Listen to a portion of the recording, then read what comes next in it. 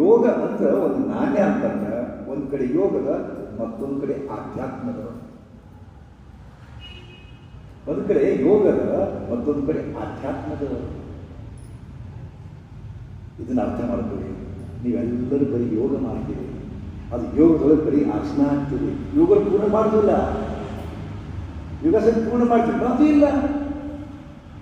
ಬರೀ ಒಂದಿಷ್ಟು ಆಸನ, ಬರೀ ಒಂದಿಷ್ಟು ಪ್ರಾಣಾಯಾಮ, ಭಾಳ ಒಂದಿಷ್ಟು ಧ್ಯಾನ, ಇಷ್ಟನ್ನು ಬಿಟ್ಟು ಏನು ಮಾಡೋದಿಲ್ಲ.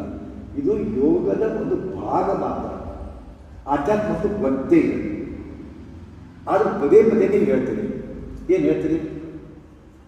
ಗುರುಜಿ ನಾನು 4 ವರ್ಷ ಆದ್ರಿ ಆಧ್ಯಾತ್ಮದೇನ್ರಿ ಅಂತ ಬಂದು ಫೋನ್ ಮಾಡಿದಾಗ ನಾ ಸ್ವಲ್ಪ ಆಧ್ಯಾತ್ಮದೇನ್ರಿ, ನಮ್ಮ ಮನೆಗೆ ಯಾರೋ ಆಧ್ಯಾತ್ಮದಾಗ ಇಲ್ರಿ, ಹಿಂಗೆ ಆಧ್ಯಾತ್ಮನೂ ಬಳಸ್ತಾರೆ.